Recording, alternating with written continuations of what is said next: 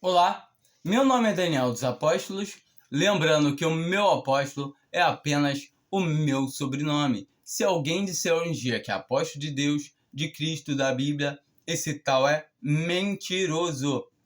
Não existe mais apóstolos nos dias de hoje. Lembrando que aqui no meu canal eu falo sobre o Evangelho da Graça por meio da fé. E essa fé aqui não vem de nós, é dom de Deus. Eu queria estar falando hoje sobre a certeza da salvação, coisa que muito cristão verdadeiro, genuíno, ele tendo a salvação, ele crê que ele ainda pode perder a salvação, que ele fica com medo. E isso é uma das coisas que Satanás tenta plantar no coração do cristão, tenta plantar nos nossos pensamentos, que a gente pode perder a salvação. Mas a primeira coisa que temos que entender é que a gente não fez nada para receber a salvação. A gente apenas creu, e se creu foi porque o Senhor Jesus nos quis dar, porque Deus nos levou até Ele. E eu separei aqui João 6, que fala bastante sobre isso, que a gente vai conseguir entender um pouco melhor. E a gente vai ver que tem a diferença de uma pessoa que somente se diz cristão e da outra que realmente é cristão. E eu acho eu separei João 6, eu acho que quem me conhece sabe que é um dos capítulos que eu mais gosto da palavra de Deus, mas vai dar um bom entendimento. Para a gente começar, a gente tem que lembrar que leiam esse capítulo todo, como eu sempre falo, leiam a Bíblia. Nosso erro está em não conhecer as Escrituras, em não ler, em não estar fazendo uso da palavra de Deus, ao qual Deus Pai nos propiciou. Assim, a gente pode pegar a palavra de Deus, a gente pode ler. Então, faça isso, porque a vontade de Deus é que nós já somos salvos, então que cheguemos ao pleno conhecimento da verdade. Então, a nossa responsabilidade que o nosso Pai tem nos dado. Vamos começar aqui no versículo 25. Mas lembrando que eles já tinham visto vários sinais e tinham comido no dia anterior do pão e tinham se saciado. E aqui a gente vai dar continuidade no 25. E achando-o no outro lado do mar, perguntaram-lhe: Rabi, quando chegaste aqui? Então eles estavam procurando Jesus, certo? Vamos lá. Respondeu-lhe Jesus: em verdade, vos digo que me buscais não porque vistes sinais, mas porque comestes do pão e vos saciastes.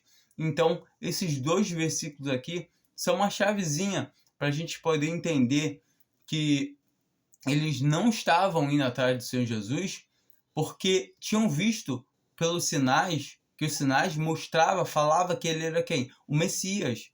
Os sinais demonstravam quem ele era. E os judeus, eles sabiam desses sinais e sabiam dessas promessas. Isso mostrava que ele era o próprio Deus. Então, todavia, eles não estavam indo até o Senhor Jesus porque tinham visto que ele era o Messias, mas porque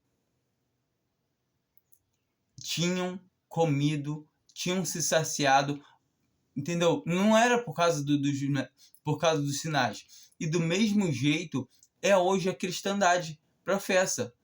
Muitos colocam uma Bíblia debaixo do braço, pegam, fazem, tem aparência, mas tudo isso é porque ganham status, ganham salário, porque ganham nome. Muitas vezes não é o dinheiro físico, mas muitas vezes é a glória que o homem leva aqui na terra.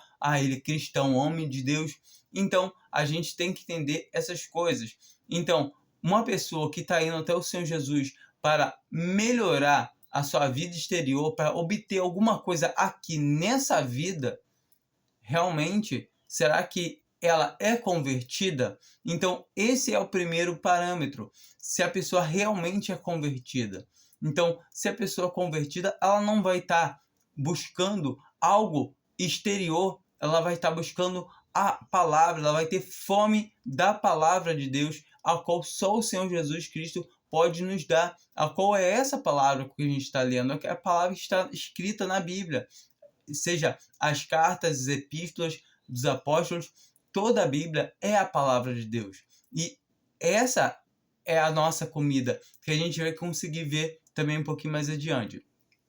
Trabalhai não pela comida que perece, mas pela comida que permanece para a vida eterna, a qual o Filho do Homem vos dará. Então ele está falando dessa comida que nós estamos comendo agora.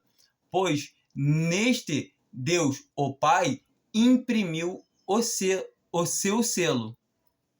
Perguntaram-lhe, pois, que havemos de fazer para praticarmos as obras de Deus?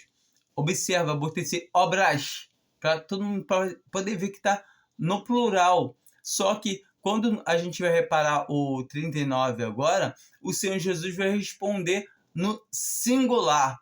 Jesus lhe respondeu, a obra. Entende?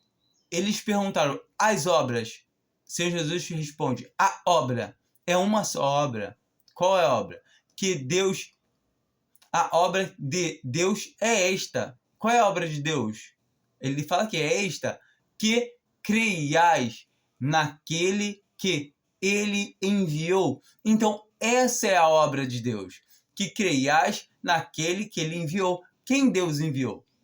O próprio Senhor Jesus. Então é o que a palavra fala, João 5, João 3, quem crê no Senhor Jesus, quem crê em mim tem a vida eterna, não entra em juízo. Isso é o Senhor Jesus falando. A gente vê a palavra de Deus em todo o tempo. Paulo falando em 1 Coríntios 15, que o evangelho que já vos preguei, que Cristo morreu e foi sepultado, ressuscitou o terceiro dia, conforme as Escrituras. Então, todavia, essa pregação do Evangelho é crer nisso. Quando a pessoa crê nisso, crê que Jesus Cristo morreu nos seus pecados e ressuscitou ao terceiro dia, essa pessoa tem a salvação. Por quê? Que pecado que eu vou prestar contas para Deus se ele já morreu em todos os meus pecados? Agora, eu só tenho que agradecer, sou grato. E agora eu tenho que ter o quê? A firmeza de saber que eu não perco a salvação. Por quê? A gente vai ver mais à frente. Mas vamos continuar. Então, ele pega e falou aqui no 29, né, que a obra de Deus é esta, que criais. E Jesus respondeu, a obra de Deus é esta, que creiais naquele que ele enviou. Perguntaram-lhe, então, que sinal, pois, faz tu, para que o vejamos e te creiamos que operas tu? Esse 30, parece que eles querem mesmo, poxa, vamos só dar um sinal que vamos crer. Mas não é. Eles tinham visto. Pega esse capítulo e leia lá o começo. Vocês vão ver que ele tinha feito vários milagres, curado vários enfermos já, na presença de todos eles. Eles sabiam. E todavia, eles tinham comido do pão que ele multiplicou no dia anterior. Ou seja, ele não era nenhum desconhecido para eles. Eles sabiam que será que ele é o Messias? Ele tem feito sinais, mas eles não estavam se atentando para esses sinais. Eles estavam se atentando para o quê? Opa, dá para tirar mais um pouquinho dele? Então vamos tirar.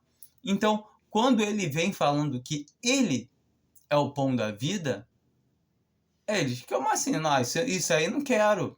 Então, o que eles querem, na verdade, é usufruir do Senhor Jesus e não querer ter ele como Deus, como sendo o Messias deles. No caso do povo de Israel, o Messias, o rei dos judeus. Vamos ver aqui no 31. Nossos pais comeram o maná no deserto, como está escrito, do céu deu-lhes pão a comer. Então eles falaram aqui, né, que Deus tinha dado pão a eles de comer, né? E responde Jesus no 32. Respondeu-lhe Jesus: em verdade vos digo, não foi Moisés quem vos deu o pão do céu, mas meu Pai vos dá o verdadeiro pão do céu. Então, a gente tem que entender que o pão que Moisés deu ali, o maná, que Deus mandou o pão, esse pão para eles, na peregrinação, quando eles saíram do Egito, passando pelo deserto até chegar na cidade, na Terra Prometida, em Jerusalém, eles comeram do maná, que era um pão que é um pão, comeram, mas mesmo assim morreram. Não dava vida eterna. Ela garantia uma vida ali permanente naquele momento, mas não era um pão que dava vida eterna. E agora o Senhor Jesus está falando de um pão que dá a vida eterna. E que pão é esse? Vamos ver? Me perdi onde estava. 33. Porque o pão de Deus é aquele que desce do céu. Não, é 32. Respondeu-lhe Jesus: em verdade vos digo, não foi Moisés quem vos deu o pão do céu, mas meu Pai vos dá o verdadeiro pão do céu. Porque o pão de Deus é aquele que desce do céu e dá a vida ao mundo.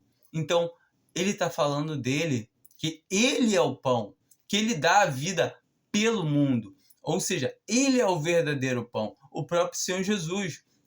E quando nós entendemos que é essa a palavra da pregação, quando eu entendo que ele deu a vida por mim, e eu me alimento dessa palavra, então eu tenho a vida eterna. Então vamos ver aqui. Disseram-lhe, pois, porque 34. Disseram-lhe, pois, Senhor, dá-nos sempre deste pão. Então eles estão querendo desse pão, né? Mas ainda não entenderam que esse pão está na frente deles ali, falando essa coisa para ele. E eles não estão entendendo. E não vão entender mesmo. Declarou-lhes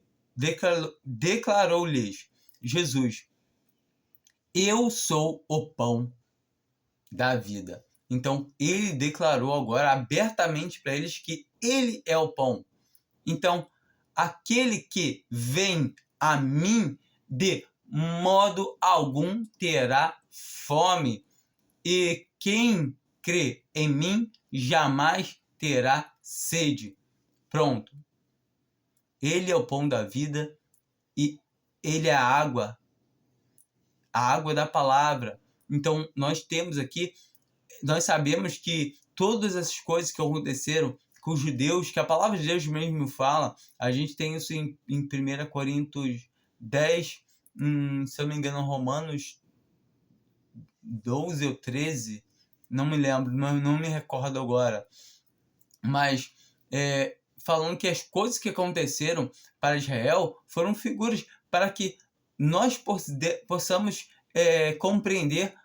Essas coisas ficaram como aviso para nós. Então, nós sabemos que a travessia deles, que eles receberam o pão do céu, que é o maná, que era uma figura de Cristo, que eles receberam, eles bebiam água da pedra, qual é uma figura de Cristo. Então, todo esse tempo, nós sabemos que eles tinham essas promessas. E agora o verdadeiro pão estava diante dos olhos deles. E assim também hoje em dia. E muita gente quer buscar o pão, mas o pão para saciar a fome material, quer buscar alguma coisa aqui nessa terra. E a palavra de Deus, quando a gente lê as cartas, as epístolas, a gente vai ver a compreensão é diferente. A gente tem que entender que em João, aqui nesse mesmo livro, João 1, no capítulo 1, ele fala que no versículo João 1, capítulo 11, né? Capítulo 10 em diante, ele fala que ele veio para os seus. Quem? Cristo Jesus. Ele veio para os seus, mas os seus não o aceitaram, rejeitaram. E agora a todos os que creem no seu nome, deu-lhes o poder de serem feitos filhos de Deus. Então, é a partir do momento que alguém crê nele, aí sim a pessoa é feita filho de Deus.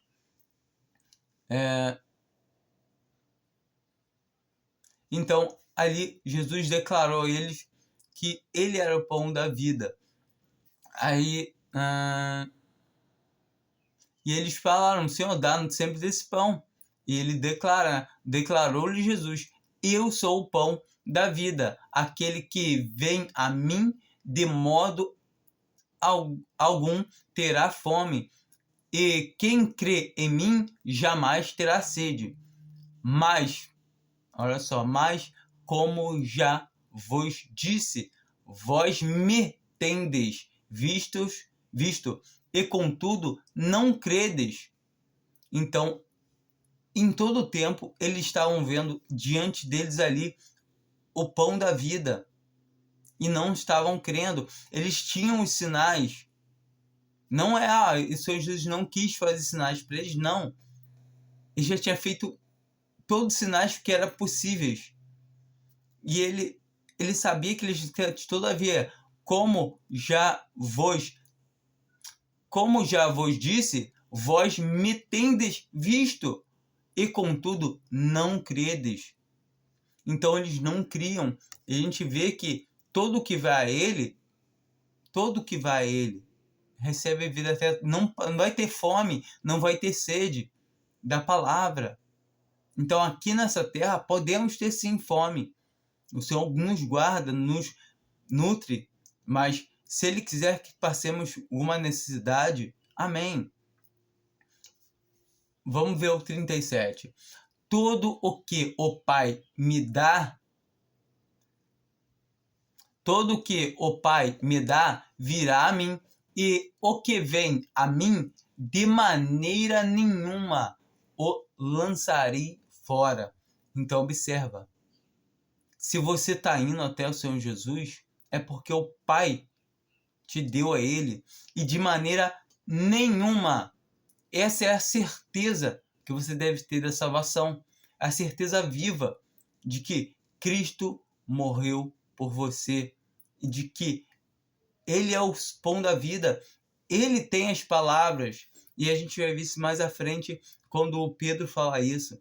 E é muito grandioso quando a gente consegue entender essa questão de a gente não precisamos de mais nada, como o Paulo fala, a graça de Deus me basta, como ele ora a Deus para que se desviasse dele aquele espinho que ele tinha na carne, ou seja, aquela enfermidade, não sei dizer direito, muitos creem que seja uma enfermidade nos olhos, o que eu também acho, porque a gente vê ele escrevendo acerca disso, dele tirar os olhos e os irmãos tirarem os olhos e vos dar, sobre o tamanho das minhas letras, tamanho da letra que vos escrevo, mas todavia não fala especificamente o que era esse espinho na carne dele, mas é algo que afligia muito o apóstolo Paulo. Ele orou por 3 vezes e o Senhor disse: a minha graça te basta.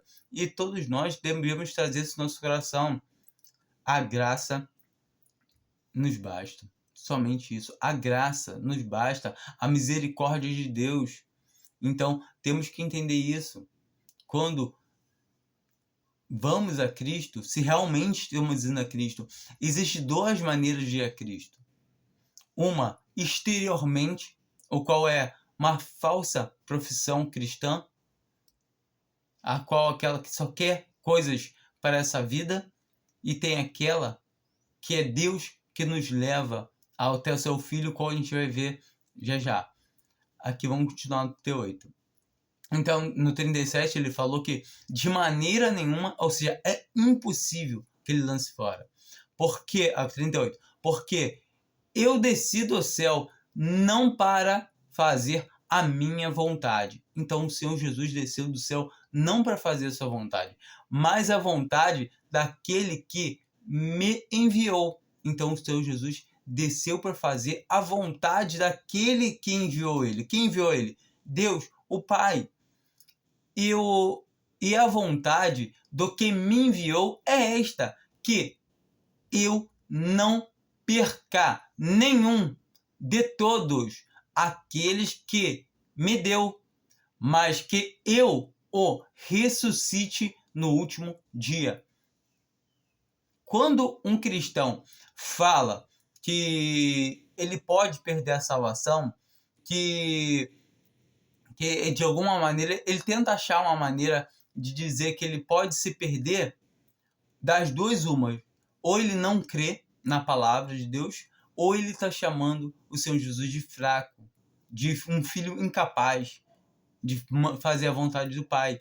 Entenda o seguinte: Senhor Jesus Cristo é Deus. Ninguém pode arrebatar uma ovelha da sua mão. A gente vai ver também, isso está em João 10. Então, nós temos que entender o quê? A vontade do Pai é que ele não perca nenhum.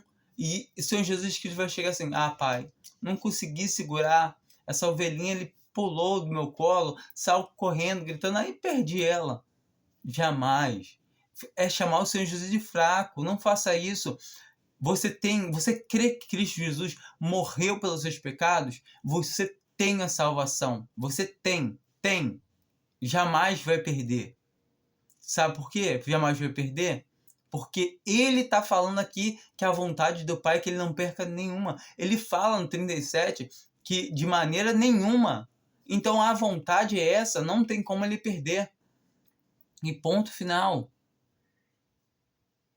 Vamos ler o 39.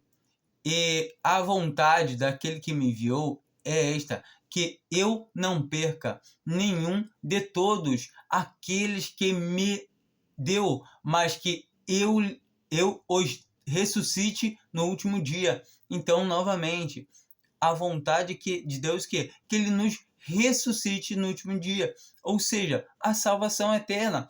Um cristão vai morrer aqui nessa vida se o Senhor não voltar antes. Um cristão a gente vai ver sobre provações, sobre tribulações, que é a nossa vida. Nós não somos Israel. Nós temos que entender. Eu gosto muito de João, que ele é um evangelho que mostra a figura de Senhor Jesus como o próprio Deus. É um que não tem genealogia, assim como Marcos, mas Marcos mostra o servo. Então, aqui em João, ele vai estar mostrando, já não tem início nem fim, e vai estar mostrando o verbo que se fez carne, ou seja, a palavra que se fez carne, a palavra que alimenta. Então, é muito importante a gente trazer essas coisas à nossa atenção. Então, a única maneira de perder a salvação é nunca tendo recebido, é nunca tendo crido que o Senhor Jesus morreu em nossos pecados. É a única maneira de ser rejeitado, é não ter aceitado a salvação. É somente assim, porque a salvação está disponível para todo aquele que crê. Então, é somente crer. Se você crê, você tem a salvação e jamais pode perder. No 40, porquanto esta é a vontade de meu Pai, que todo aquele que vê o Filho e crê nele tenha a vida eterna, e eu o ressuscitarei no último dia. Aqui ele está falando para aqueles judeus que estavam vendo ele. Nós não vemos. E ele fala para Tomé, né, na sua ressurreição, quando vai lá, que Tomé não estava presente, depois aparece de novo e fala: Tomé, toca aqui nos meus cravos, toca no meu lado. Aí fala assim: Senhor meu, Deus meu, aí crestes porque vistes, bem-aventurado os que não viram e crerão. Ou seja, somos nós. E isso é muito interessante, muito belo, quando a gente entende que nós não vimos sinais, nós não vimos nada disso. Primeiro, a gente tem que abrir em 1 Corinto, que fala o quê? Os sinais são para os judeus. Então, se os sinais são para os judeus, nós não andamos por vista, mas por fé. A palavra de Deus toda vem falando isso. porque o justo viverá pela fé. A fé é a prova das coisas que não se veem.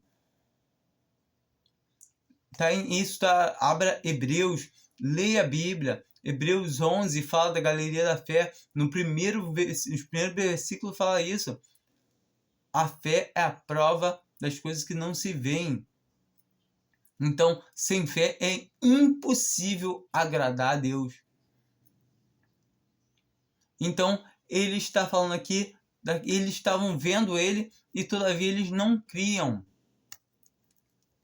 E aí no 41, murmuravam, pois, dele os judeus. Então eles estavam murmurando. Como assim? Que ele é pão? Estavam murmurando porque disseram, eu sou o pão que desceu do céu. Eles estavam murmurando. E perguntaram, não é Jesus, o filho de José, cujo pai e mãe nós conhecemos? Como, pois, diz, agora desci do céu?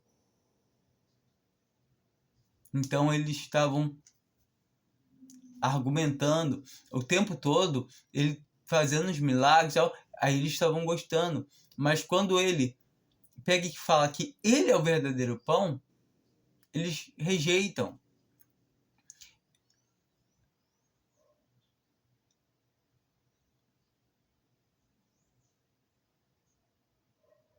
É, 47 não, 43. Respondeu-lhe Jesus, não murmureis entre vós. Então ele pede para eles não murmurarem entre eles. Ninguém, olha só, esse versículo é maravilhoso. Que ele é o que fala que a única maneira da gente ir até o Senhor Jesus é somente se Deus der. E a única maneira, a gente vê em João 14, que fala que a única maneira da gente ir a Deus é através de Cristo, porque ele é o caminho, a verdade e a vida. Então, sem Cristo é impossível ir a Deus. É impossível. E aqui está falando ao contrário da mesma coisa, que sem Deus é impossível ao Senhor Jesus Cristo. Ou seja, não tem como ir a Deus, não tem como ir a Cristo. Ou seja, a salvação é divina. É Deus que salva a quem quer salvar. Como o Senhor Jesus fala também aqui em João 5, lá no João 5, acho que é o versículo 19, não tenho certeza, mas leia ali, versículo 16 ao 24, porque está ali, ele falando assim como o Pai levanta, dá vida a quem quer, também o Filho dá vida a quem ele quer. Então, só quem pode dar vida é Deus, e Jesus Cristo é Deus. A gente vai ver isso em João 10, já. Ninguém pode vir a mim se o Pai que me enviou não o trouxer, e eu o ressuscitarei no último dia. Então, não tem como você ir a Jesus se o Pai não te enviar, não te levar, não te conceder. 45. Está escrito nos profetas, e serão todos ensinados por Deus. Portanto, todo aquele que do Pai ouviu e aprendeu, vem a mim. Então, todo aquele que do Pai ouviu e aprendeu, vai a ele. E quando é que eu ouvi ou aprendi do Pai? Hein? Não que alguém tenha visto o Pai, senão aquele que é vindo de Deus. Só ele tem visto o Pai. O que é ser vindo de Deus? Nós sabemos que o único que veio de Deus é Cristo. Mas nós também, quando recebemos vida é o que está escrito lá em João 1, que quando o quê? Que a todos que creem receberam de se fazerem filhos, porque não nasceram da carne, nem da vontade do varão, mas de Deus. Então é isso que esse versículo está falando. Não que tenha visto ao Pai, senão aquele que é vindo de Deus. Só ele tem visto o Pai. Então nós temos que entender que Se eu vou a Deus, é porque Deus me deu vida. É porque Deus me capacitou a ter vida. E se eu tenho essa vida, é para mim depositar agora a fé que Deus me concede ao seu Filho. 47. Em verdade vos digo. Esse em verdade, eu costumo sempre falar, é uma afirmação. Eu afirmo. Ele está dizendo, é uma afirmação. Eu afirmo, aquele que crê em mim tem a vida eterna. Então, em verdade vos digo, aquele que crê tem a vida eterna. Então, aquele que tem a vida eterna. E ele continua, né, o Senhor Jesus, eu sou o pão da vida. Então, o Senhor Jesus é o pão da vida. O Senhor Jesus é o pão da vida. Entenda isso. E aí ele continua, né? Vossos pais comeram maná no deserto e morreram. Ele fala que aquele pão ali foi provisório, que ele deu vida provisória. Ele é o verdadeiro pão. Aquilo ali era só uma amostra, mas era algo passageiro. Para não ficar muito grande, mas leiam sim. É muito importante ler a palavra de Deus.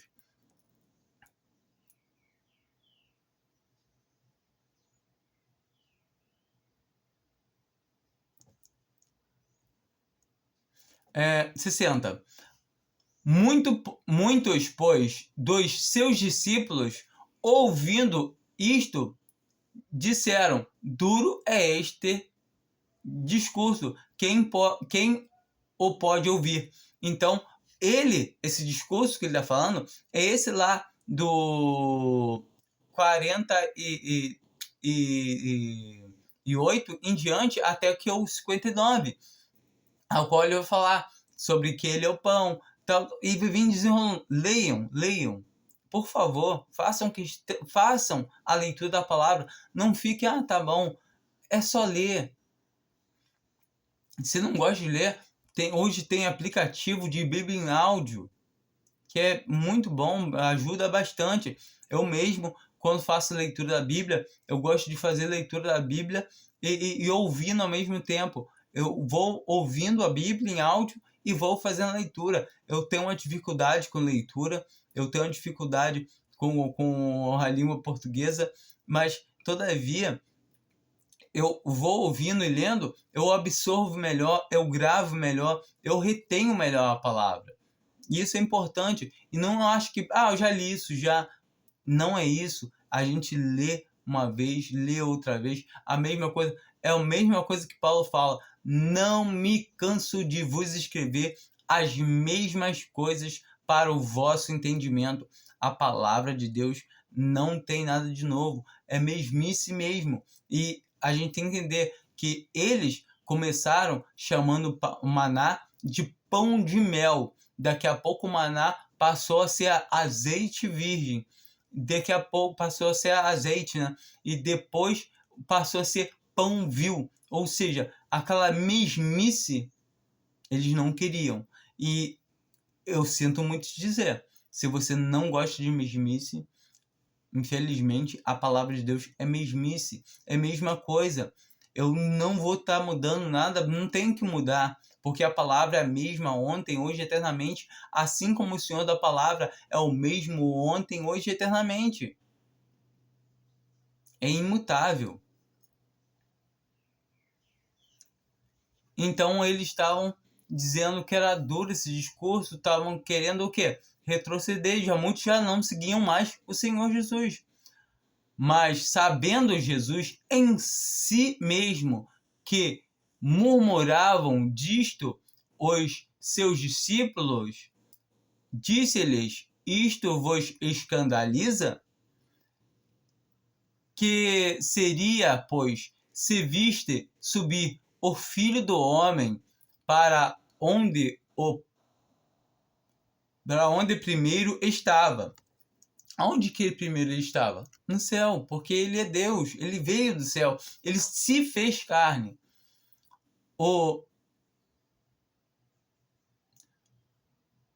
O Espírito é o que vivifica. O Espírito é o que vive e fica. A carne para nada aproveita. Estas palavras que eu vos tenho dito são espírito e são vida. Então, a gente tem que entender que essas palavras que estamos lendo, que o Senhor Jesus falou aqui, que estão escritas aqui na palavra, que os apóstolos escreveram, que foram escritas aqui na palavra de Deus, a gente tem que entender o quê? Esse aqui é o verdadeiro pão da vida. É o que nos alimenta. Nós temos que ler essa palavra entendendo que é comida para a nossa alma, para o nosso espírito. É entender que a nossa carne para nada aproveita. Sabemos que nossa carne, nosso templo, nossa carne é templo, morada do Espírito Santo de Deus. Por isso que ele é santo, é separado para o Senhor. Nós temos que nos separar das coisas do mundo. Porque se alguém destruir o templo do Espírito, Deus o destruirá. Se alguém, que está escrito lá em 1 Coríntios 3, que nós somos templo do Espírito Santo, e se destruirmos o templo, Deus nos destruirá. Perdemos a salvação? Não. É o templo. A gente perde a vida. Igual está escrito em 1 Coríntios 5, aquele irmão que estava andando em pecado com a sua madrasta, estava possuindo a mulher do seu pai. E Paulo falou o quê? Para ele ser entregue a Satanás para a destruição da carne, para que o espírito seja salvo no dia do Senhor. Ou seja, nós temos que entender isso. Ele está falando que era para ser a carne destruída, mas o espírito é salvo no dia do Senhor. E é o que está falando aqui. A carne para nada presta. Nós devemos separar nossa carne das coisas imundas dessa terra. Somos separados pelo Senhor. Somos nova criatura. Nova criação, aliás. Nós não devemos andar com a inclinação da carne, mas com a inclinação por espírito, como fala em Romanos 8. Leiam a Bíblia.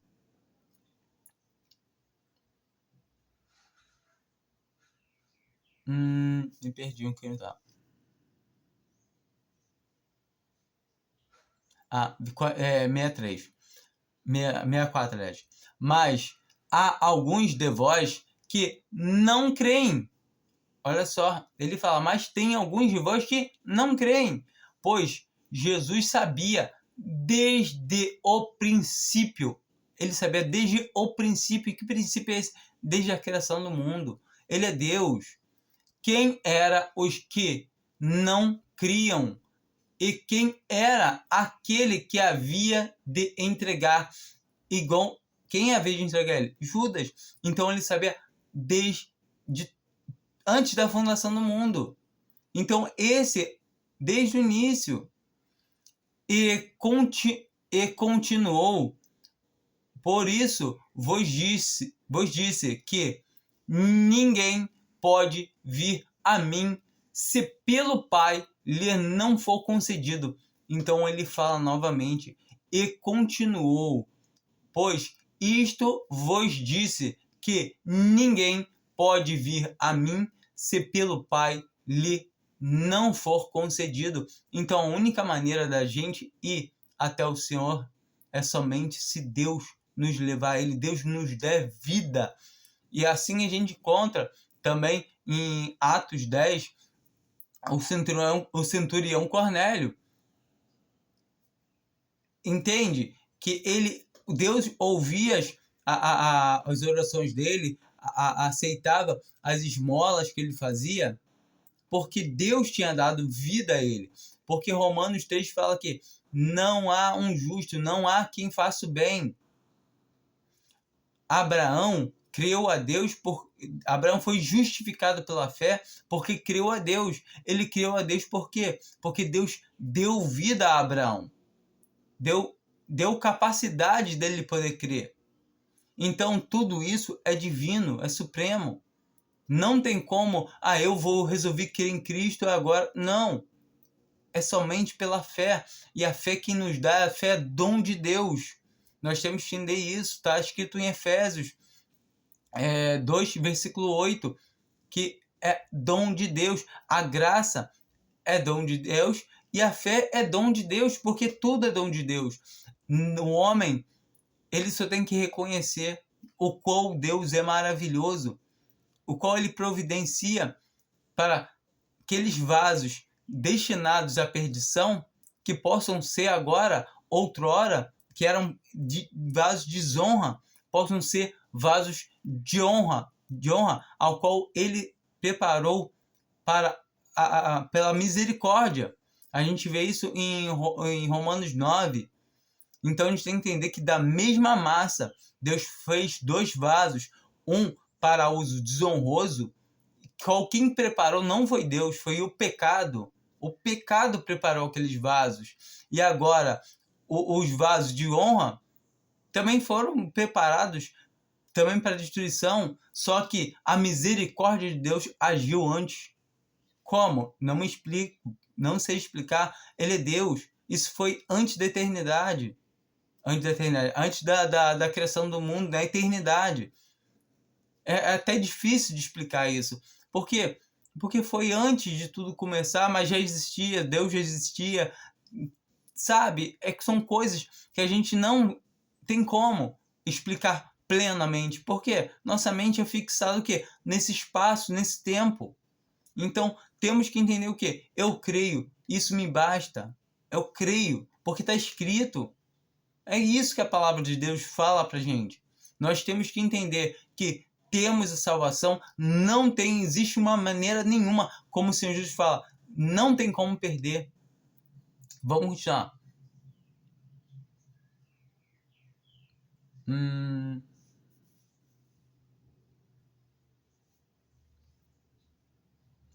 É, 65. 65 já li, né? 66. Por causa disto, muitos dos seus discípulos,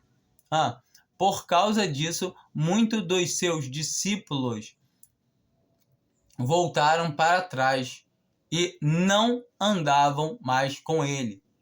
Então, quando alguém deixa de seguir a Deus porque não alcançou alguma coisa material por causa de uma decepção, disso, aquilo outro, eu me decepcionei e deixa de seguir o Senhor, é porque essa pessoa nunca creu verdadeiramente. Ela só professava da boca para fora. Tem muito cristão que deixa de seguir ao Senhor no exterior, mas ainda tem o Senhor no coração. Esse é o que verdadeiramente crê. Ele pode se desanimar, ele perder a força. Mas agora, um cristão que volta para trás, fala, Deus, sei mesmo se Deus existe, será que realmente está certo?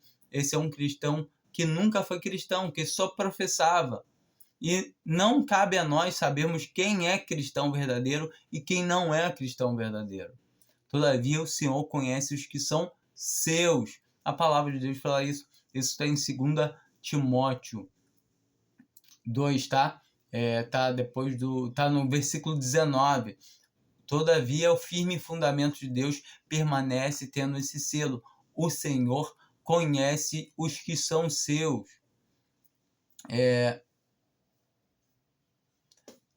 67. Perguntou-lhe então Jesus aos 12. Entendo, esses discípulos ali não eram os 12, não. Agora ele vai perguntar aos 12. Quereis vós também retirai-vos? E aí ele perguntou se eles também queriam se retirar. Respondeu-lhe Simão Pedro: Senhor, para quem iremos nós? Tu tens, olha só, tu tens as palavras da vida eterna. Não é um lugar, não é uma denominação. É o próprio Senhor Jesus. Tu tens as palavras da vida eterna. Ou seja, o Senhor tem a palavra da vida eterna. Então temos que entender que tudo que precisamos está em Cristo. Tudo converge nele. Essa palavra é de Deus, é de Cristo. Nós temos que entender que ele fala, Pai, tudo que é seu é meu. Então, a palavra de Deus é a palavra de Cristo. A vontade de Deus e a vontade de Cristo é a mesma vontade, porque Cristo, ele não veio fazer essa vontade, mas a vontade daquele que o enviou. E assim também deve ser a nossa vontade, de não querer buscar a nossa própria vontade, mas a vontade de Deus. A gente tem que entender, se eu busco a minha vontade, eu estou cometendo o quê? Pecado. Eu estou fazendo o que não convém. Então, isso que nós temos que entender. Então, ele vai e pergunta. E Simão Pedro vai e responde, né?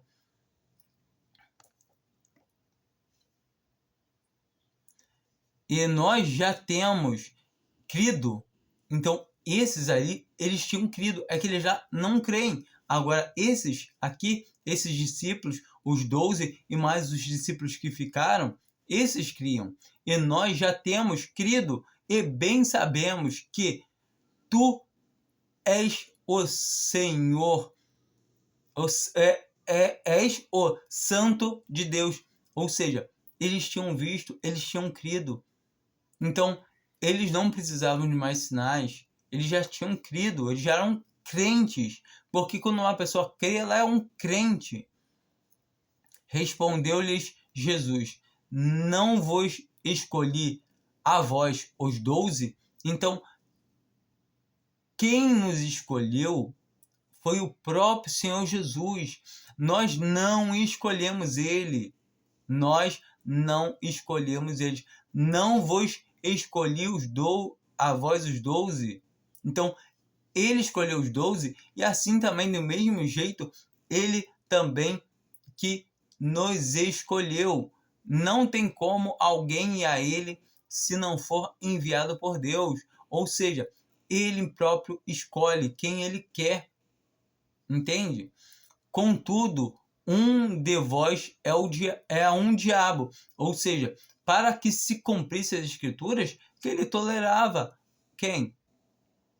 Judas. Então, ele era um falso cristão. Ele era um joio, vamos dizer assim, o primeiro joio crescendo no meio da igreja, não, porque ainda não tinha sido, a igreja não tinha sido fundada, mas no meio dos primeiros cristãos, no meio dos crentes.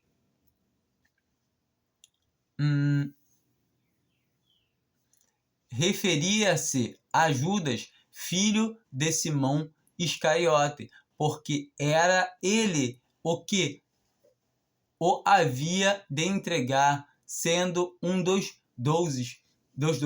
E interessante a gente entender essa questão de Judas, porque Judas buscava o bem material.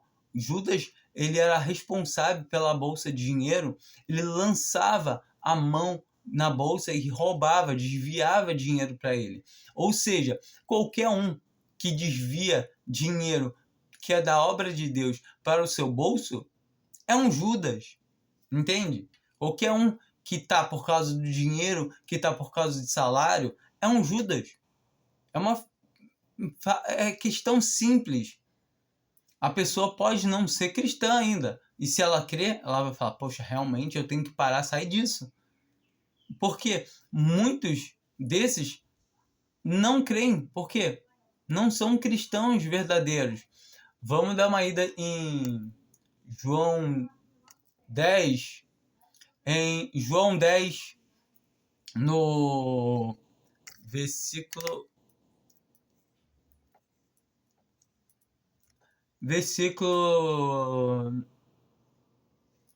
26. Aí nós vamos contar. Mas vós não credes, porque não sois das minhas ovelhas. Então nós vemos que os que não creem, porque não são das ovelhas do Senhor. Não é que se vier, podem vir a crer, o Senhor pode se compadecer, ter misericórdia deles, e eles vêm a crer, e aí passam a ser ovelhas do Senhor. Mas para poder crer, a gente tem que se considerar não tendo como que fazer nada. Se eu acho que, se eu fizer isso, eu recebo a salvação, se eu fizer aquilo, eu recebo a salvação, como é que eu posso ser salvo se eu posso me salvar? Um salva-vidas, em momento nenhum ele vai chegar perto de alguém que está se debatendo, está cheio de gás lá. Não vai. Por quê? Porque senão ele vai se agarrar com o salva-vidas e vai afogar os dois. O que ele vai fazer? Ele vai esperar aquele cara ficar cansado, ou ele vai chegar e vai esmurrar ele, vai desmaiar ele. Então, nós temos que entender que o Senhor usa muitas coisas nas nossas vidas para nos esmurrar, para poder nos trazer para Ele, para poder nos salvar. Porque muitas vezes nós estamos nos fazendo mal sem perceber, achando, ah não, se eu fizer tal coisa, aí eu vou ser salvo. Não tem nada que podemos fazer a não ser o que a palavra de Deus fala, é crer. Mas vós não credeis, porque não sois das minhas ovelhas. As minhas ovelhas ouvem a minha voz, e eu as conheço, e elas me seguem. As ovelhas do Senhor escutam a sua voz, ouvem e conhecem e seguem Ele. Eu lhes dou a vida eterna, e jamais perecerão, é jamais, e ninguém, olha só, e ninguém, nem você, nem ninguém as arrebatará da minha mão. Então, não tem como um cristão se arrebatar. Eu já ouvi uma vez não, de várias pessoas, não, mas a pessoa, ela mesma, se ela quiser se separar do Senhor, quiser deixar de seguir o Senhor, aí ela pode se apostatar. Uma pessoa querendo se apostatar, das duas uma. Ou ela nunca teve o Espírito Santo, não, das duas uma não, é só uma, aliás, ela nunca foi cristã, ela nunca foi cristã, ela nunca teve o Espírito Santo, ela só professava da boca para fora, porque eu botei das duas uma, porque essa outra não, é fora de cogitação. Porque ela está falando que o Espírito Santo se rebelou, porque um cristão verdadeiro, ele tem o Espírito Santo. Me desculpa até o jeito de eu falar, mas se alguém está falando que o Espírito Santo fala assim, não quero mais. Não, é impossível. Não tem como. É até, sabe, sendo até mal só em cogitar uma coisa assim. De falar, não, o Espírito Santo quer... Não tem, se a pessoa tem o Espírito Santo, por mais que ela se afaste do Pai, por mais que ela pare de caminhar, ela ainda assim é um filho, ela ainda assim tem a salvação, ela não se perde. Ela pode perder a sua vida exterior, a sua vida carnal, ela pode parar de dar um bom testemunho, começar a dar um mau testemunho, mas ela não vai tirar o Senhor do seu coração, porque ela tem o Espírito de Deus dentro dela, habitando nela. Então é impossível um cristão, eu quis deixar de servir a Deus. Nunca teve o Espírito de Deus habitando em si. Simplesmente isso. Nunca foi cristão verdadeiro. Era cristão nominal somente. Desculpa.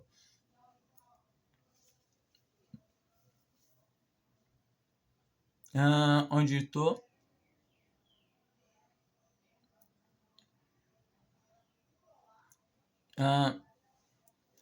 Meu Pai, que o Senhor Jesus fala que ninguém pode arrebatar da sua mão, mas agora é interessante que ele bota, meu Pai, que mais deu, é maior do que todos. Então, o Pai que mais deu é maior que todos, e ninguém pode arrebatá-las da mão de meu Pai. Então, ninguém pode arrebatá-las da mão de Deus, do nosso Pai, porque quem crê também, Deus é o Pai. Eu e o Pai somos um. Então, entenda isso. Jesus Cristo é Deus.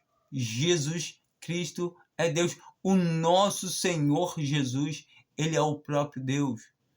Deus é um Deus trino. Então temos que entender isso. E como eu falei, é grandioso. Vamos dar, agora só para a gente terminar, uma olhada aqui em 1 Coríntios 3, a partir do versículo 11. Porque ninguém pode lançar outro fundamento além do que já está posto, o qual é Jesus Cristo. Em qual é o fundamento? Jesus Cristo, que nele é salvo. É isso, o fundamento.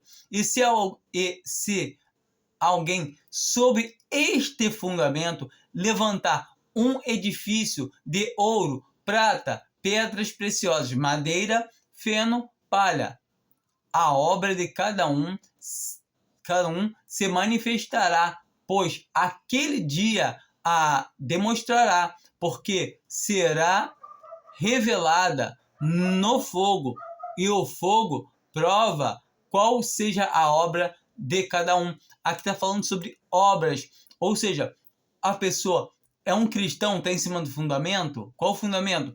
Que Cristo morreu pelos seus pecados, que ressuscitou o terceiro dia. Então, essa pessoa está em cima do fundamento, ela tem a vida eterna. E agora, as obras que ela tem vão ser demonstradas. E se as obras dela se queimarem, se permanecerem as obras que alguém sobre ele edificou, esse receberá galardão, ou seja, uma premiação. Então, se alguém tiver boas obras, se alguém permanecer as obras, esse vai receber. Se a obra de alguém se queimar, ou seja, as obras naturais, ou seja, elas se queimarem, vai virar o quê? Cinza, as obras de madeira, de palha e de feno. Sofrerá ele prejuízo, ou seja, perda. Ou ele sofrerá perda por não ter tido obra, então perdeu. Mas o tal será salvo, todavia, como pelo fogo, ou seja, pelo juízo de Deus. O fogo fala de juízo de Deus. Então, qual é o juízo de Deus? Para que todo aquele que nele crê, no Filho dele, crê, não entre em juízo. Então, o juízo de Deus já fala: se crê no meu Filho, crê nele como Salvador, esse não entra em juízo. Acabou, pronto. É isso que está falando. Não sabeis vós que sois santuário de Deus e que o Espírito de Deus habita em vós? Então, no nosso corpo, o Espírito Santo de Deus habita. Então, temos que santificar os nossos corpos, separando das impurezas, das coisas erradas, mediante a palavra de Deus fala sobre isso. Se alguém destruir o santuário de Deus, Deus o destruirá, porque sagrado é o santuário de Deus que sois vós. Então, o nosso corpo é sagrado, é santo. Nós temos que santificar mais e mais. Essa carne para nada aproveita. Mas ainda assim, nós temos a responsabilidade. Não presta, eu vou andar como quiser. Não, não presta. Eu não devo confiar na minha carne, porque a minha carne não habita bem algum, como Paulo fala. Então, temos que entender isso, que temos que nos separar. E se nós andarmos de maneira errada, vamos perder a nossa salvação? Não, mas a vida podemos perder. Aqui em 1 Coríntios 5, nós encontramos aquele irmão, que está em pecado moral. E o apóstolo Paulo pega e manda que ele pede e fala para os irmãos cortarem da comunhão. Comunhão não é salvação. Pede para cortar da comunhão com a igreja e seja entregue a Satanás. Seja entregue a Satanás, no versículo 5. E seja entregue a Satanás para destruição da carne, para que o espírito seja salvo no dia do Senhor Jesus. Então está bem claro que a carne para nada aproveita, mas o espírito vai ser salvo no dia do Senhor se realmente for um cristão. Em 1 Coríntios 11, nós conseguimos encontrar aqui também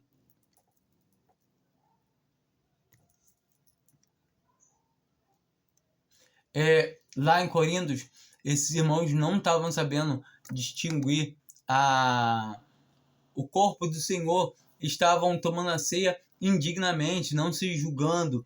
Todo tempo nós temos que nos julgar, como a palavra de Deus fala, nós temos que reconhecermos, temos que confessarmos que somos pecadores, que pecamos. Não é que nós somos um cristão, ele deve continuar pecando, mas todo o tempo, enquanto nós habitarmos nesse corpo de carne, nós vamos tropeçar em muitas coisas, no falar, no andar, de vários jeitos.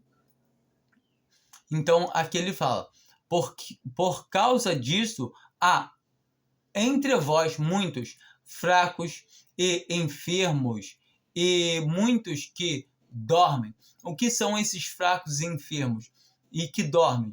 São correções. Deus corrige a todo que ama. A gente já viu em uma vez, né? Vou até dar uma olhada lá rapidinho, em Hebreus, que fala que Deus açoita, corrige a todo que ama, todo que recebe por filho. Porque se estás sem correção, da qual todos são feitos filhos, então sois vós bastardos. Então está falando sobre isso, sobre correção, como a gente viu lá em 1 Coríntios 3, 1 Coríntios 5, agora aqui em 1 Coríntios 11. Ou seja, Deus pode chegar a destruir o templo porque não está sendo servindo de testemunho. É uma lamparina, uma luz escondida debaixo debaixo da cama, debaixo de alguma coisa. Então a gente tem que entender isso. Mas se nós nos julgássemos a nós mesmos, não seríamos julgados. Então nós temos que nos julgar, realmente temos que confessar ao Senhor os nossos pecados, ao Senhor, poder andar, pedir Ele para nos ajudar a sair da fraqueza da carne e todavia para poder fugir da carne, porque lutar contra a carne é perda de tempo. Quando você briga com alguém, você sai sujo. Então, você brigar contra a sua carne, você vai sair muito sujo, porque a carne, ela é suja. Então, todavia, busque se limpar com a leitura da palavra de Deus, com as orações. Isso que é a ocupação de um cristão. 32. Quando, porém, somos julgados pelo Senhor, então, quando não nos julgamos, quando não estamos atentos aos nossos erros, então o Senhor nos ama, Ele nos corrige. Somos corrigidos para não sermos condenados com o mundo. Então, nós não somos condenados com o mundo, então por isso o Senhor nos corrige. Vamos dar uma ida lá em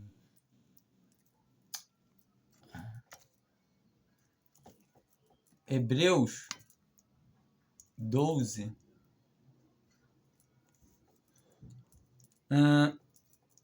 A partir do versículo 6. Pois o Senhor corrige ao que ama e açoita. Açoitar é espancar não, bater, né?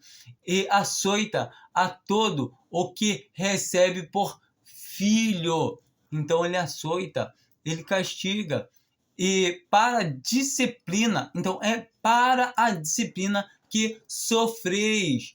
Deus vos trata como a filhos. Pois qual é o filho a quem o pai não corrija? Então, as nossas correções são para o bem. Deus nos corrige porque Ele nos ama, porque Ele é o nosso Pai. Mas, se estás sem disciplina, da qual todos se têm tornados participantes, sois, então, bastardos e não filhos. Então, não existe um cristão que não esteja sobre disciplina, porque todos nós erramos em todo momento. Então, todos nós vamos estar passando por algum tipo de disciplina, e temos que entender isso. A gente tem a certeza da salvação, a gente não perde a salvação, e a gente tem que entender isso, que a palavra de Deus fala em Romanos 5, tá bem claro. justificados, pois, pela fé, temos paz com Deus, por nosso Senhor Jesus Cristo. Ou seja, a certeza da salvação.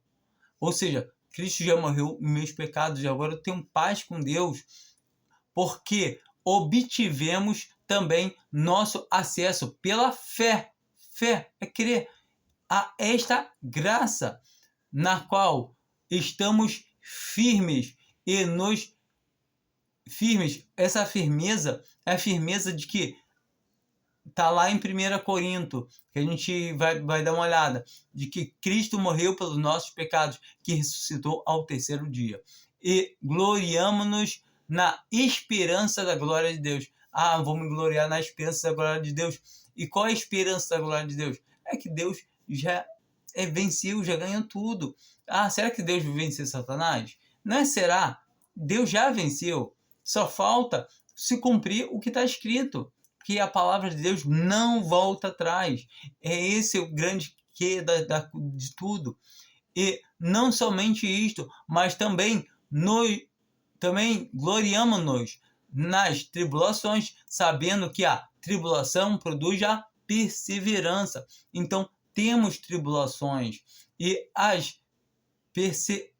a perseverança, a experiência, e a experiência, a esperança, e a esperança não desaponta, porque o amor de Deus está derramado em nosso coração, nossos corações, pelo Espírito que nos foi dado. Então, temos que entender que uma vez que cremos, que viramos filhos, tudo isso nós vamos passar. Esse Romanos 5 aqui, ele fala, vocês são salvos, agora tem paz com Deus, agora vocês vão ter paz também com isso. Com o quê? Com as tribulações, com tudo isso, as perseguições, porque tudo isso é para tirar a nossa carne, abater mesmo a nossa carne, para que a glória seja somente de Deus e não nossa. Nós não temos nada, temos que levar glória nenhuma. Pedro, ele também escreve na sua epístola, no capítulo 1, ele fala sobre a salvação no versículo 3, 1 Pedro 1, versículo 3, irmã. Bendito seja Deus o Pai de nosso Senhor Jesus Cristo, que, segundo a sua grande misericórdia, nos resgatou para uma viva esperança pela ressurreição de Jesus Cristo dentre os mortos. Então ele fala justamente sobre isso, que nos restou uma viva esperança pela ressurreição de Jesus Cristo dentre os mortos, para uma herança incorruptível, incontaminável, imarcessível, revelada nos céus para vós. Então, a nossa salvação está revelada nos céus, para nós, que está ali para vós, que pelo poder de Deus sois guardados. Então, somos guardados pelo poder de Deus, mediante a fé. Então, é por fé. Eu sei que eu não vou cair, não vou cair de perder minha salvação, porque está escrito. Então, a fé a prova das coisas que não se veem. Está escrito, eu creio. Para a salvação que está preparada para se revelar no último tempo. Então, a nossa salvação já está revelada no céu. Mas aqui na terra, alguém vai olhar, como é que a salvação é essa? Mas está prestes a se revelar. Na qual exulteis, ainda que agora por um pouco de tempo, sendo necessário estejais contristados por várias provações. Então é necessário, nesse momento, após a gente ser salvo, estarmos contristados com várias provações. A gente viu lá em Hebreus que se não andarmos de acordo com a palavra de Deus, de acordo, não andarmos certo, vamos ser corrigidos. E é isso também que Pedro fala aqui em 1 Pedro 4, a partir do versículo 12. Amados, não rejeiteis a ardente provação que vem sobre vós, para vos experimentar, como se coisas estranhas vos acontecesse. Ele está falando sobre provações. As provações vêm de fora, vêm de Deus para nós, para nos provar, para tirar essa carne, abater mesmo essa carne, porque essa carne não vai ganhar glória nenhuma. Toda a glória é dele, somente dele, do Senhor Jesus, é só do nosso Pai, entendeu? Nós temos que entender isso. Toda a glória nós damos para o Senhor Jesus e toda a glória o Senhor Jesus passa para o seu Pai. Mas regozijai-vos por seres participantes das aflições de Cristo. Então, somos participantes das aflições de Cristo, para que também na revelação da sua glória vos regozijeis e exorteis. Então, nós nos regozijamos, nos exortamos nas tribulações, nas provações. Se pelo nome de Cristo sois vituperados, bem-aventurado sois, porque sobre vós repousa o Espírito da glória, o Espírito de Deus. Ou seja, se alguém tem o Espírito Santo, ela vai entender tudo isso, que tudo que está acontecendo com ela, porque ela reflete Cristo, ela tem o Espírito Santo de Deus. Que nenhum de vós, entretanto, padeça como homicida, ou ladrão, ou malfeitor, ou como quem se entremete em negócios alheios. Eu gosto muito dessa parte de quem se entremete em negócios alheios. Muitos botam os olhos somente em que não padeça como ladrão, homicida. Sim, a gente não, mas também em negócios alheios. Qualquer coisa que não convenha a um cristão. A palavra de Deus fala essas coisas.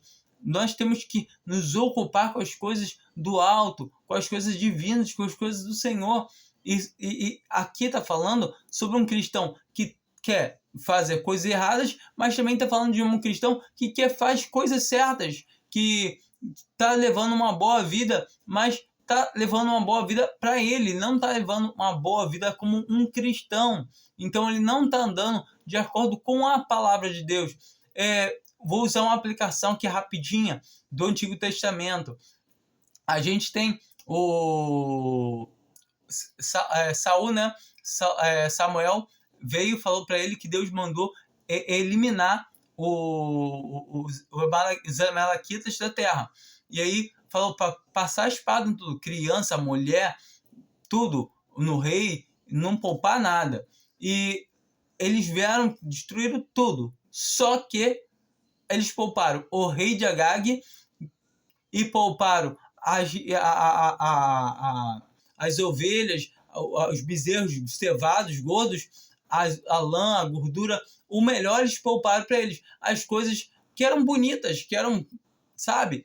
Ou seja, eles só destruíram as coisas que eram vis. E aqui é justamente isso. Essa parte que está falando que nenhum de vós, entretanto, padeça como homicida. É vil. Alguém que mata alguém, a gente sabe que é uma coisa vil. Ou ladrão, é vil. Ou malfeitor, é vil. Ou como quem se entremete em negócio alheio. Isso não é vil. São coisas que a gente vai ver que, não, mas a gente tem que lutar por um país melhor. A gente tem que fazer assim. Eu tenho que trabalhar. Não estou dizendo que a gente não tem que trabalhar. Só que muita gente dá prioridade achando que é o trabalho que sustenta ele. E quem nos sustenta é o Senhor. Ele que nos dá a condição de trabalhar. Ele que nos prepara o trabalho e nos dá a condição. Então, temos que entender que a prioridade de um cristão deve ser o Senhor, as coisas do Senhor. Então, as demais coisas, o Senhor nos acrescenta, como a palavra de Deus mesmo fala. Então, isso temos que entender que uma pessoa que padece como homicida, ladrão, malfeitor, ou quem se entremete em negócios alheios, se é cristão, não perde a salvação, mas está padecendo, por quê? Vai perder a salvação? Não. Desculpa. Mas vai perder a vida por não estar servindo de testemunho. Não serve de testemunho, vem para casa mais cedo. Mas se padece como cristão, olha só, um cristão ele pode padecer. Não se envergonhe. Antes, glorifique a Deus neste nome. Entendam? Graças a Deus, aqui no Brasil, não tem esse caso do cristão ser perseguido até a morte. Nós temos as perseguições que são psicológicas, principalmente, que vêm das nossas famílias.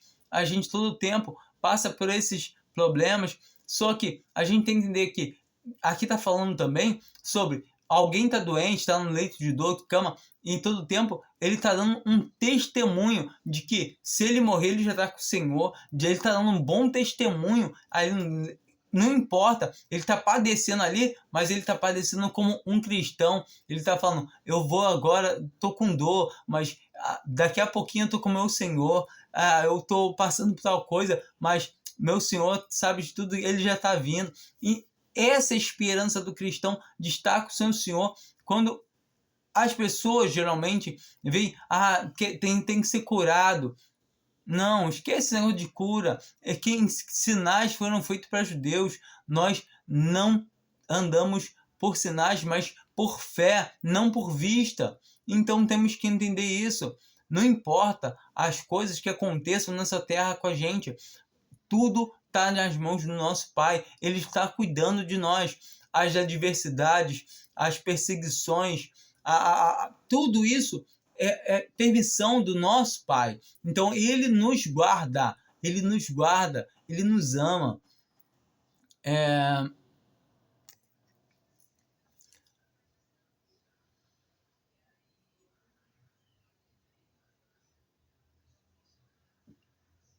Mas se Angelina 17, porque já é tempo que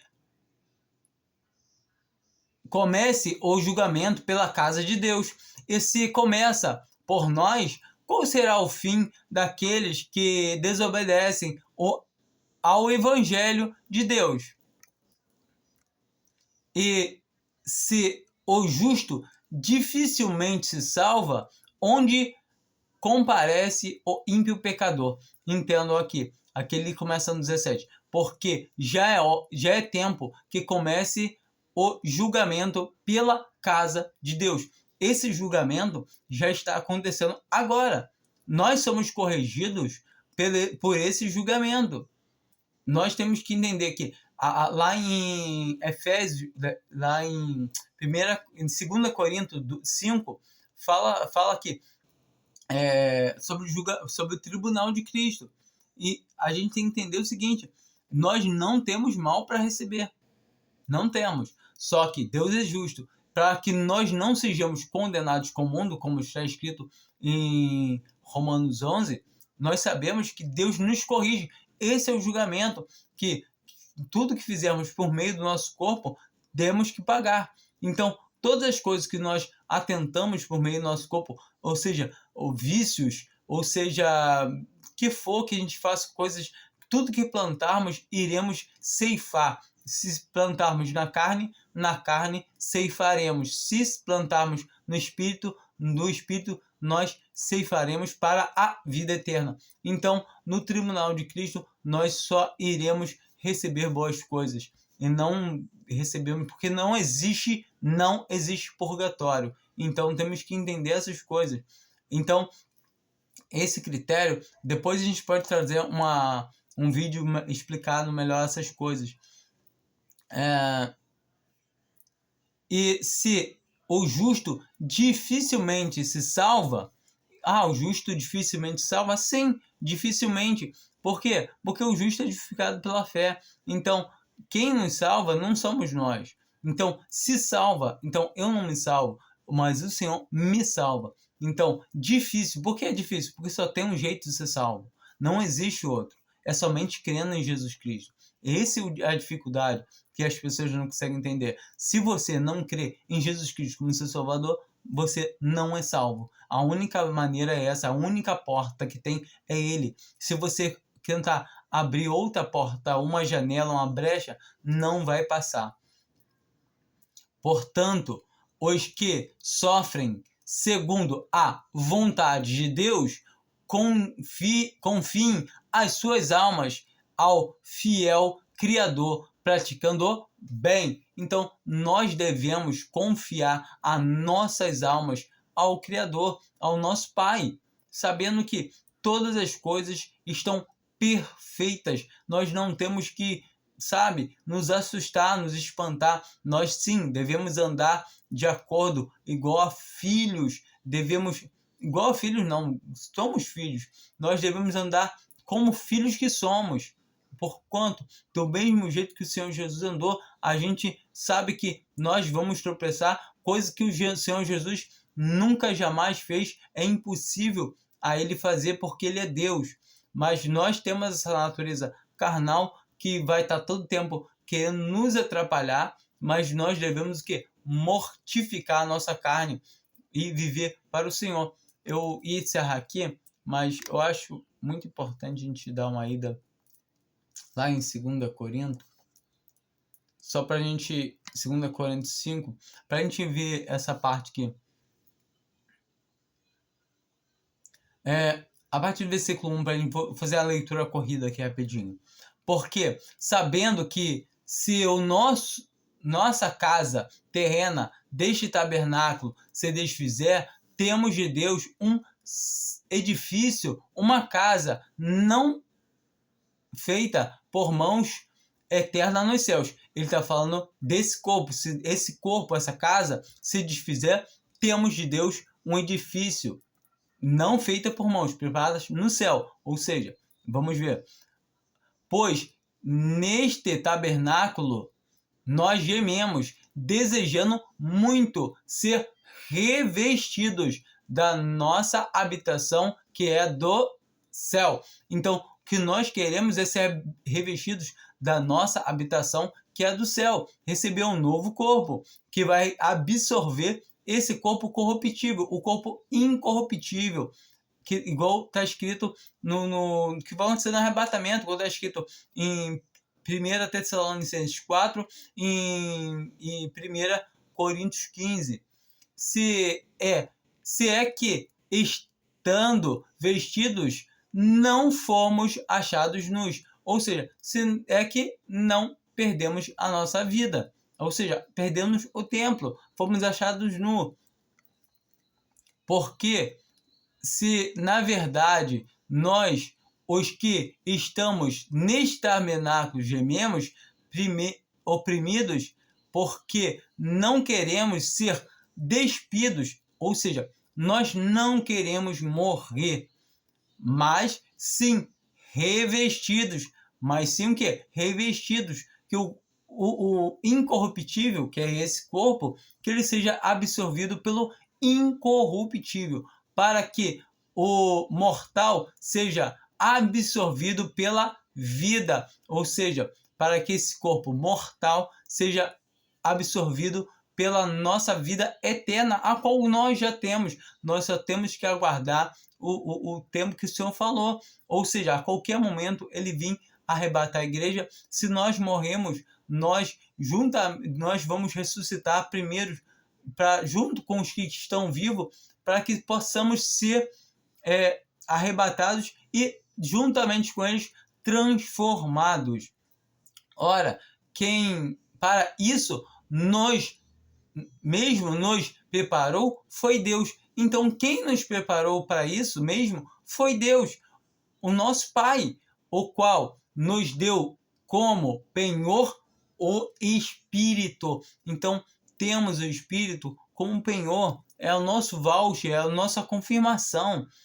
Temos, portanto, sempre bom ânimo. Olha só novamente. Temos, portanto, sempre bom ânimo, sabendo que, enquanto estamos presentes no corpo, estamos ausentes do Senhor. Enquanto estamos presentes nesse corpo, estamos ausentes do Senhor. Entende? É por um pouco de tempo. Porque andamos por fé e não por vista. Então observe isso, é muito importante. Nós andamos por fé e não por vista. Temos bom ânimo, mas desejamos antes estar ausente deste corpo para estarmos presentes com o Senhor. Desejamos antes estar ausentes deste corpo para estar presente com o Senhor. No 14, pois o amor de Cristo nos constrange, porque julgamos assim: se um morreu por todos, logo todos morrerão. Então, se ele morreu por nós, nós morremos. E ele morreu por todos, para os que vivem. Então, ele morreu por todos, como está escrito em João 3, que Deus amou o mundo de tal maneira que deu o seu Filho. Então, ele deu o seu Filho por todos. Mas para os que creem, para os que vivem, não vivam mais para si. Um cristão que quer viver sua vida, ele está vivendo de uma maneira errada. Que ele, não, eu vivo como eu quero. É um cristão que está dando já mau testemunho em pensar isso. E eu falo o testemunho dele com Deus. Não é, eu estou falando o testemunho pessoal dele com Deus. E se esse testemunho pessoal dele com Deus for refletido na sua vida mortal, essa vida mortal ela pode se findar. Ela por estar dando um mau testemunho à vista dos homens. Então nós temos que saber que todas essas coisas são para nossa instrução, que a nossa vida ela não pode se embaraçar, nossa vida espiritual não pode se embaraçar com a vida material. A nossa vida material a gente tem que considerar como morta. Então, se vivemos, para Cristo vivemos.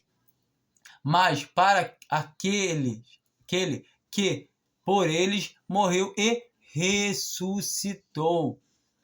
Então, nós temos aqui bem claro essa questão, né, de que nós não vivemos para nós. Nós somos salvos, temos a certeza da vida eterna, não podemos mais perder a salvação de maneira nenhuma hipótese, como a gente viu.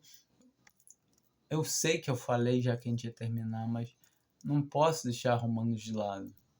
Não tem como deixar uma palavra tão bela.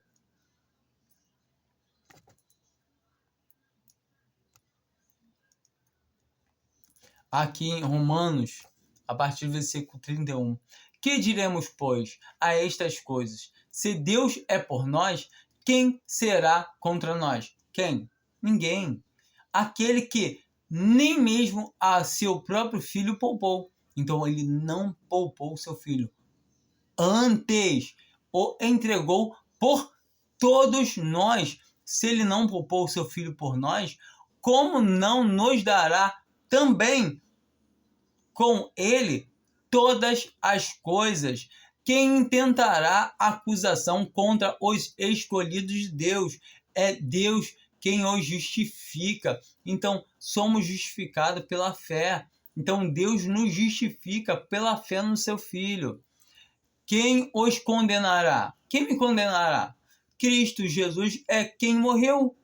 Ou antes, quem ressuscitou dentre os mortos, o qual está à direita de Deus e também intercede por nós. Quem intercede por nós? O Senhor Jesus.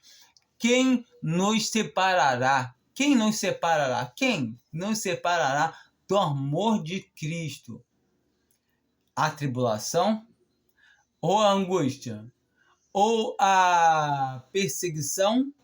Ou a fome? Ou a nudez? Ou o perigo? Ou a espada? Então aqui está dizendo, será que algumas coisas... Está perguntando, é uma pergunta que Paulo faz, retórica, e a gente sabe que essa pergunta já está mais do que respondida.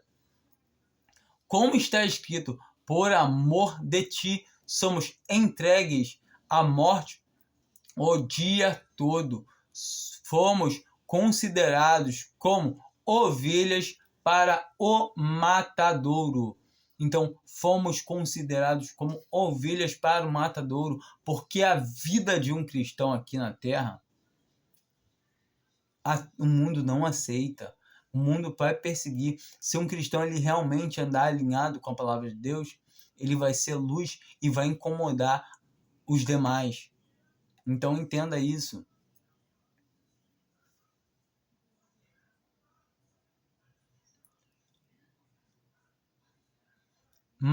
37. Mas